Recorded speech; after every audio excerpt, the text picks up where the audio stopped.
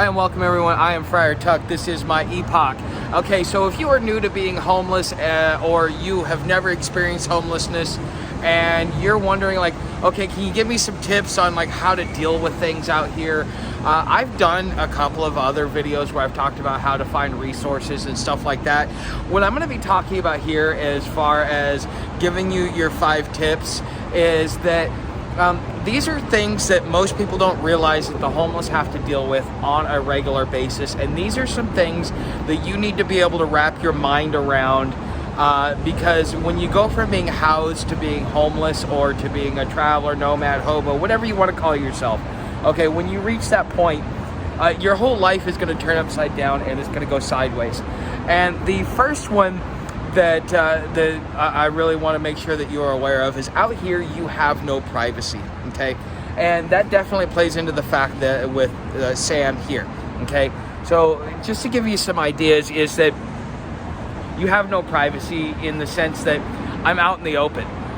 There are people that are walking down. If you look over there, okay, that is a housing community. Those guys, everywhere I'm at, they can see me.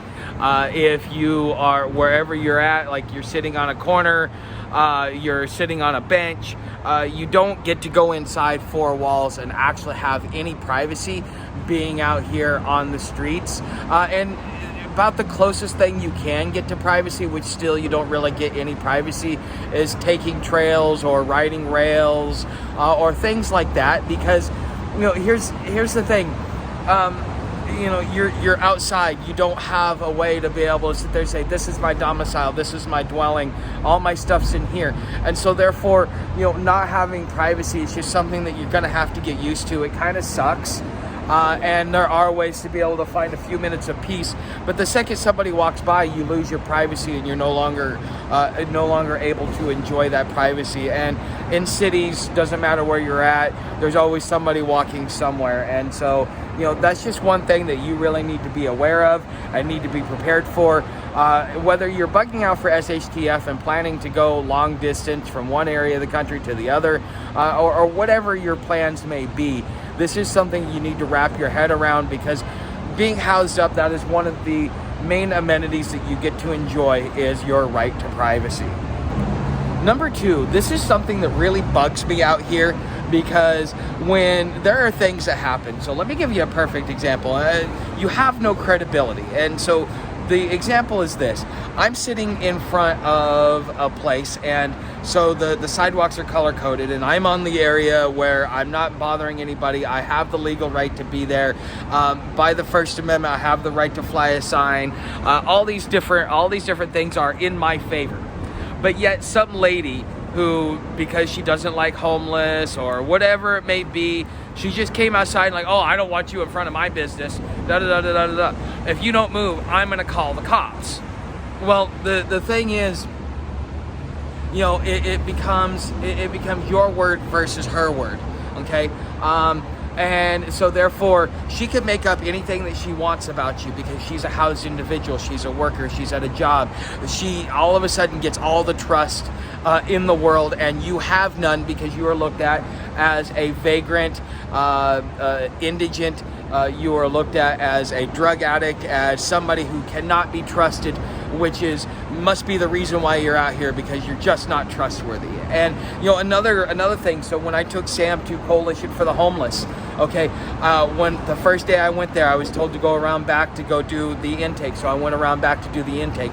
Sam and I walked through the door. The security guard immediately sees us, immediately tells us and forces us out the door, and I'm like, she's a registered service animal, you cannot do this. And she's like, I don't care, get out, you're not allowed in here, get out. Okay, and so I went back a few days later, and I went to the manager, and I went and complained to the manager. I said, look, I was here on this day. Your guys told me to do this. I went around, I followed your instructions. However, you know, from that point, your security guard did the following, which was force me out the door, tell me that she didn't care that my dog was a service animal and that she couldn't push him out or anything else like that. Well, because I'm there and I'm making a stink and I'm being a squeaky wheel as best as I possibly can, while not like raising things to a point where the cops get called, you know, she goes and she talks to the security guard that was on duty, and the security guard, nope, No, never happened. Don't know what you're talking about. Now, apparently they don't have any camera footage of it. They don't have any way to be able to prove it visually. So now it becomes my word versus hers. Well, because she's a security guard, or because they have this position, or because of that, all of a sudden they are the credible ones. They are the ones telling the truth, and I am the one that is not.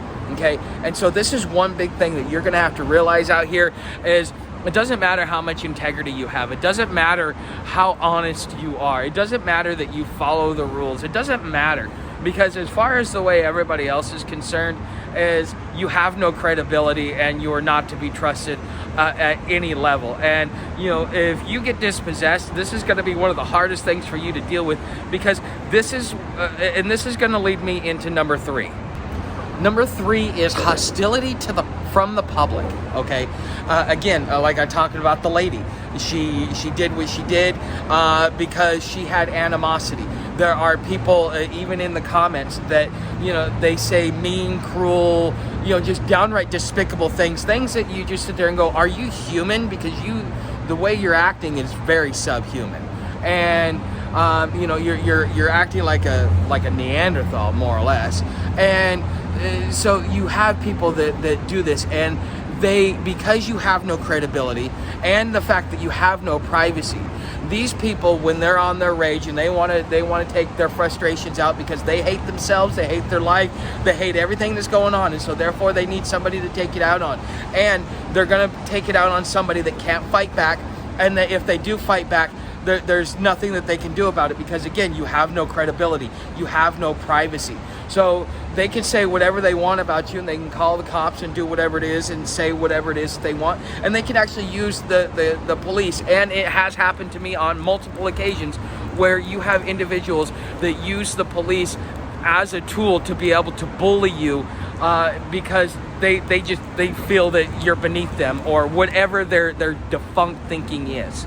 Okay, and so this is something that if you are going to be homeless, this may be harder to deal with than no credibility, because they go hand in hand. But the thing is, one thing that you really got to worry about is that you not only do you have people that will be verbally and use, like, let's say the police, but now you have people that are predators, and the predators now see you because you're undocumented. You are the most vulnerable of the population when it comes to safety and comes to security. And there's the next reason that I'm going to talk about is going to be a big reason why this happens.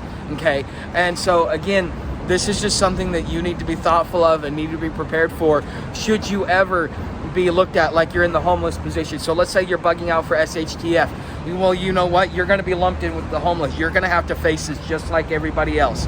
Okay, so don't think that you're above reproach, because quite frankly, I'm as honest. I'm probably one of the most honest guys out here, at least in the top 2% of most honest guys out here. But yet I still have no credibility. So how much credibility do you think you'll have, regardless of how honest you are? And do you think that will actually protect you? Okay, number four is probably my the biggest concern I have out here. Okay. So you've heard me talk about cops, okay? But cops can be the biggest antagonizers and the biggest predators. And they hide behind the whole fact of, I'm doing my job. Not realizing, not taking into account any form of humanity. Because the thing is, we're out here, and, we could not only use a friend, but we could use, less things coming at us all at once. Because you've got houses that are coming after you. You've got predators that are coming after you. Now you got to deal with the cops. And out here, if you really, and this is there's been a couple of times in some videos, especially when I first got Sam, I really got heated over this, because just the mere mention of cops to a homeless person, you want to see them go from 0 to pissed off. You may be risking and putting yourself in danger, because the thing is those are okay. I've met some cops, and there are very few good cops anymore. Back in the day, there used to be a lot of good cops. Most cops, they're bullies with badges. Okay, there are very few decent, humane, reasonable cops out there. I've met them. I've been able to interact with them. so on and so forth. And they will respect you, and you as long as you give them respect, unless you want to be an idiot. But okay, see, the thing is that these guys, all they get to see is the crap of the crap. So whenever they show up to an encounter to deal with you, their mindset is still in that crap, and so therefore they take that crap out on you, not knowing it. But the thing is that there's nothing for these police officers. And honestly, I think that somebody should definitely advocate for this, is that these police officers should have to have a balance, okay? They get to see so much crap that, they need to be able to see the good side of society, because otherwise they will be jaded. Even owning my cleaning business, there's been a couple of times where I had a retired cop back me into a corner and go, I'm a retired cop, right? Like, what? You gonna plant something on me? What are you gonna do? Okay? Cops, they're so busy going, I'm just doing my job, not realizing that they are... So post-World War II, the Hague Convention, one of the big things that came out of it for a lot of the German soldiers, because they're like, I was doing my job, I was following orders. That's not a valid excuse to do the things in which you do to an individual. And there's going to be a time, and this is part of the reason why the cops have so much combative mentality towards them from those that they deal with the most, is just for this alone, is they're too busy doing their job to actually take a moment, step out and go, okay, I'm in this situation, let's look at what this guy's going, and let's see if we can move it on. But they're too busy trying to take you to jail, because here's the truth of it. And oh my God, Justice Clarence Thomas said this in his confirmation hearing. All crimes are commercial. Okay, so that means that there is a penal sum attached to a crime. So when you get picked up and you go to jail, when that cop puts you in handcuffs and books you, a portion of all the money that is raised to house you in jail, part of that goes into his retirement, part of that goes into the judge's retirement, part of that goes into the DA's retirement, and part of that goes into the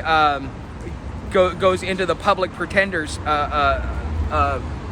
retirement. So there is no blind justice. They're all in it together, because this is how they pad their retirement. Whether they're doing it knowingly or unknowingly, that's another question. But this is the facts of the matter, is that with every time somebody gets charged with a crime, okay, and it's in a cop's best interest to be able to pad his retirement, especially with inflation, okay? So this is something, if you really want to mess with a homeless person, threaten the cops. You have a 50-50 shot, because some of them, they just won't care. They'll be like, okay, call them. Let's see how this happens. And I've actually been like that a few times. I'm like, no, I'm so in the right that you're going to actually be the one walking away in handcuffs if you really want to pursue this. But that is one of the rare times in which a homeless person will stand up to you when you mention the cops. Most of the time, they'll back down and go away, because, again, you have no credibility. Society is it's socially acceptable to be cruel and to do bullshit things to the homeless, okay? So if you're going to be homeless, or if you're going to be bugging out for SHTF or whatever it may be, this is something that you definitely need to be aware of and be thoughtful of, being homeless. Okay, number 5, and I think this is one, like, if you've got a plan to be homeless, if you have an opportunity, you're like, okay, I got like 2 months before all this falls apart, I better get myself pre-positioned and get myself in a decent area. Region matters, okay? Region matters a lot. Okay, if you go up into the upper Northeast, you guys saw what I got to deal with in Cincinnati.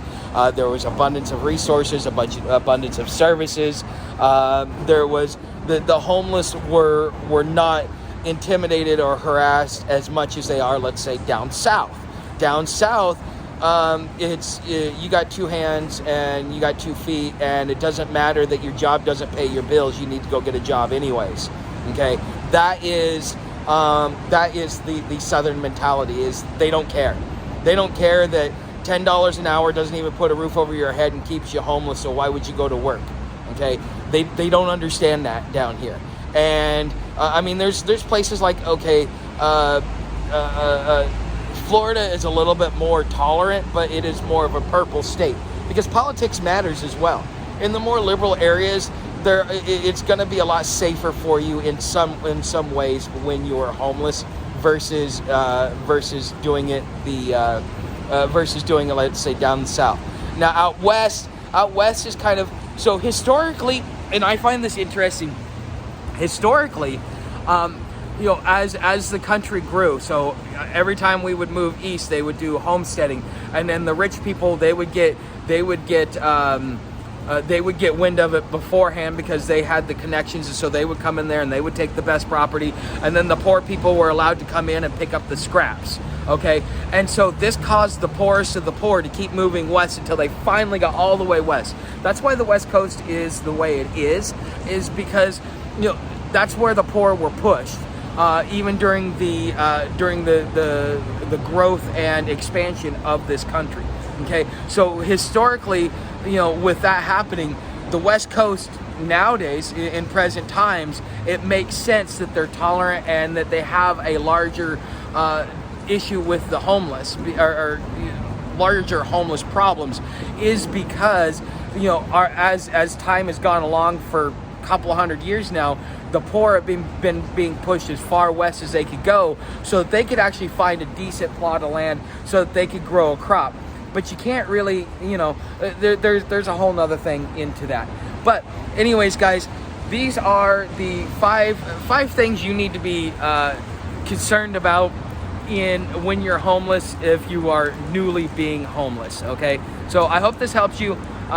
For those of you that find this valuable, subscribe, hit the bell notification, don't forget to hit the like, they're free. Leave me a comment, tell me if you think I missed anything or if you'd like me to elaborate on it. Otherwise, you can come on over to Patreon. I have my hobo tutorials over there, 7-day free trial. Or you can leave me a tip down in the tip jar. Everything's down in the description, including the gear on which I use. Thanks for watching, and I will see you in the next video.